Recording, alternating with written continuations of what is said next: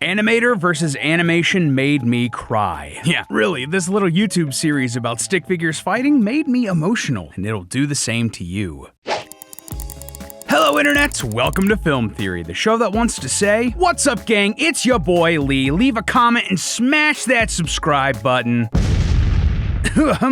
Sorry, don't know what came over me. So today we're diving into a real classic here, animation versus animator. If you don't know, the Animation Versus videos are a long-running series right here on YouTube.com created by animator Alan Becker. When it comes to online animation, this guy is one of the OGs. Some of his work dates back all the way to the days of Newgrounds in like 2006. These are Bush-era memes that I remember watching in middle school. The premise is incredibly simple. It started as an animator creating a stick figure and putting him through all sorts of family-friendly torture before the stick figure has had enough and fights back. Literally. The figure breaks the fourth wall and uses parts of the computer desktop and programs to do battle against the human. These videos went mega viral and eventually spun off into other videos about the animations taking on everything from Minecraft to Mario to Pokemon, and even concepts like math and geometry. Now that's great, you love to see it, but I never really put a ton of thought into this series. Well, that was until a ton of you awesome loyal theorists in the comments and over on our subreddit recommended we take a look at it. And honestly, there's a ton of lore in this series, more than I expected, enough that there's more than one theory in here if you guys are interested. But for today, I wanted to focus on the latest story arc in this series, which saw one of its animation characters, the green one, simply named Green, become an influencer online. Yeah, they straight up started a real YouTube channel and everything, and while on the surface, this sounds like a fun, cutesy story arc, by the end of it, the Animation Versus series explores the darker side of social media, the effects it can have on our brains, and the negative impact it can have on our relationships. And no joke, it also made me genuinely emotional by the end of it. Like, I didn't have be moved by the story of a green stick man on my bingo card for this year, but hey, here we are. So yeah, today we're gonna dive into the story of Green's influencer arc and what we can learn from it as individuals, and maybe, more importantly, what we can learn from it as a platform, as YouTube as a whole. Yeah, this one goes deep. Get ready to make some trick shots, loyal theorists. We're going in. So I think the best way to tackle this is going through each individual episode and seeing what analysis we can make along the way. Cool? Cool. The first episode of Green's influencer arc starts like a lot of YouTubers did back in the day. All of the stick figures are filming themselves playing basketball and making cool trick shots, Dude Perfect style. Also, shoutouts to Green for making sure that they're recording horizontal. That's the way. They then edit the video inside of Adobe Premiere, that's a common video editing software, before uploading it to YouTube so they can all watch it together. Happy with the results, they then start experimenting, adding special effects and getting ambitious with their storylines. They create a new video all about a superhero fighting a monster, but go overboard with the effects, resulting in a glitchy, pixelated mess. So they go back to the drawing board, dial back the effects, and upload a newer version straight to YouTube. Now, of course, it wouldn't be an Animation Versus episode without a good old-fashioned fight sequence, so cue the glitchy video coming to life, doing battle against the gang, and then being defeated and thrown into the recycle bin. All's well that ends well. And hey, Green even looks at his phone and sees a positive comment on their video. Okay, so far so good. The gang uploaded a video for goofs, had fun doing it, defeated a bad guy, and people liked it too. But sadly, things can't stay all sunshine and roses. See, in episode 2, while the stick figures are trying to shoot their new video, Green is continuously getting distracted by notifications on his phone. His channel, slowly but surely, started getting subs. More and more people are watching, and people are leaving comments. This starts consuming all of Green's attention, to the point where he's distracted from even filming videos, the thing he enjoyed doing in the first place. This is actually a pretty accurate depiction of what social media like YouTube comments can do to your psyche and the effects it can have on someone's mental health and well-being. And sadly, this is what a lot of social media is based on. Whenever you get a like or a positive comment on a video or a post or whatever, it triggers a release of dopamine in our brains. To put it simply, that's the feel-good hormone our body gives us to make us feel rewarded by something. This can be triggered by any number of things: eating good food, listening to music you like, even just getting a lot of sunlight and exercise. But one of the biggest triggers of dopamine is social interaction and verbal affirmation. Now, if this was just from people you knew in real life, that's totally normal and good. I think all of us want to get complimented and supported by people in our life, but this can get super complicated when you factor in social media. Studies show that getting social interaction and affirmation online is basically the same to your brain as getting that in person. So every time that Green's getting a new like or a nice comment or a subscriber, he's getting a hit of that feel-good dopamine, and his brain is going to want more. Now, normally, I guess that would be fine, but the big problem comes in when the reality of the internet hits Green. Yeah, I don't think I need to tell you that sometimes the comments aren't so nice, and Green really takes all of that feedback to heart. For example, one of the comments goes all Edna mode and says, "Nuggets!" So Green stops their new video mid-filming and rips the cape off of Orange. And this isn't an isolated incident. Before long, Green is following every whim of his comments section. He's told that he should do a vlog, so he starts vlogging. Some comments call his friends useless or not good, so he cuts them from videos or removes them from the channel. His friends want to make more superhero videos, but Green outright refuses because one comment says, "No more superheroes." For all of the dopamine hits that Green gets from the positive comments, this is the unfortunate flip side. And sadly, the human brain just prioritizes negativity. See, our brains are hardwired to remember more negative comments than positive ones. This is something called negativity bias, which means that we see and react to negative information far quicker. This is one of those things left behind by evolution. If our ancestors didn't react to and remember something bad happening to them quickly, well, that could literally kill them. Nowadays, the stakes are usually much lower, so we've had to figure out how to apply this in the modern world. Because of this, studies have found that in professional settings, the ideal praise to criticism ratio should be about 5 compliments to 1 criticism in order to keep your team productive. Meanwhile, in personal relationships, you should try to keep it to 3 positive comments for every negative one. But the problem comes in with social media and content creation, which can throw off this delicate balance of positive and negative feedback. I can tell you from firsthand experience, you can get tons of awesome, positive, constructive feedback, but one mean or unnecessary comment can stay with you for weeks. And ultimately, this can lead to risk aversion in your decision making. You might choose not to do something you want to just because you don't want to risk that negative feedback. You don't want the negative YouTube comments calling you out, making you feel awful, and depriving you from that sweet, sweet dopamine. Exactly like what we see happen with Green. When folks in the comments start critiquing the videos, sometimes offhandedly or without a ton of thought, he makes those major changes to the channel and sometimes straight up deletes older videos. Green is totally controlled by the need for that feel-good moment. But of course, this isn't the only way to go. This behavior can cause or make worse mental health issues like anxiety or depression as you become trapped in a cycle of overthinking every move.